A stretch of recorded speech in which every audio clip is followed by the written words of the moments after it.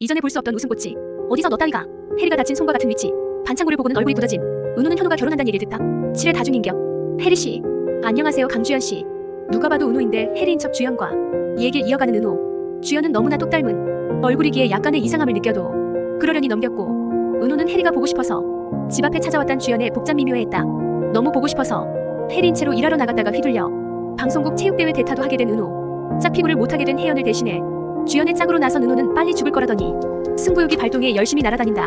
그 때문에 붙잡힌 주연이 방패막이로 고생을 하게 됐지만 해리와 함께란 생각에 주연의 얼굴엔 이전에 볼 수 없던 웃음꽃이, 그리고 늘 무뚝뚝 의욕자하였던 주연이 열심히 체육대회에 임할 수 있게 했다.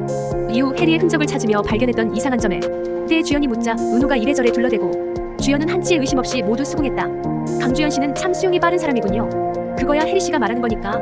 그리고 궁금한 게 참 많은 사람인 것 같아요. 그거야 해리 씨가 궁금하게 하니까. 은호는 자신 때문에 꿈과 같았던 9시 뉴스를 포기한 현우가 신경 쓰여 국장을 찾아가 정오 뉴스를 포기하겠다 한다.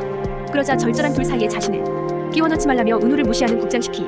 결국 은호는 얻는 것도 없이 어디서 너 따위가란 막말만 듣게 됐다. 9시 뉴스와 정오 뉴스가 비교가 안 되기도 하고 은호의 입지가 낮은 것도 맞지만 저번부터 국장시키 너무 대놓고 모래함. 현우는 9시 뉴스에서 튕기면서 한가해져버리고 평소라면 가지 않았을 방송 3사 통합 캠페인에 합류하게 된다. 거기서 주연, 은호, 현우가 또 3자 내면에 해리인 척했던 은호가 자신을 언니라고 소개했었기에 주연은 의심 없이 악수를 건넸지만 해리가 다친 손과 같은 위치에 붙어있던 반창고를 보고는 얼굴이 굳어질 수밖에 없었다. 그래서 은호를 빤히 올려다보는데 뒤에서 지켜보던 현우가 안 오냐고 불러 손을 놓고 돌아서는 은호를 일단 보내준다. 그리고 머지않아 은호를 다시 만났다. 양다리가 아니면 설명이 안 되는 상황에 주연은 은호가 뻔뻔하게 자신을 속인 거라 오해한다. 진심이었을 거예요.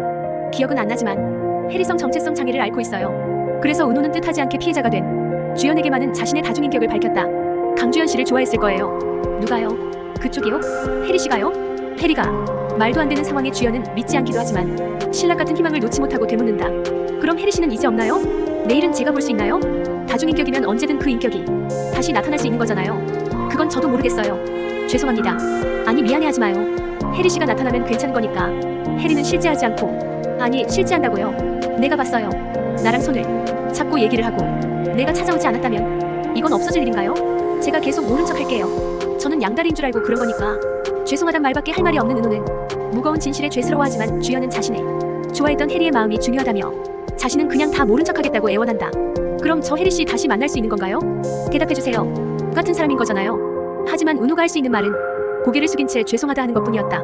한편 은호는 현우가 결혼한다는 얘기를 듣게 되는데 선배가 가볍게 말하는 거 보면 억울로.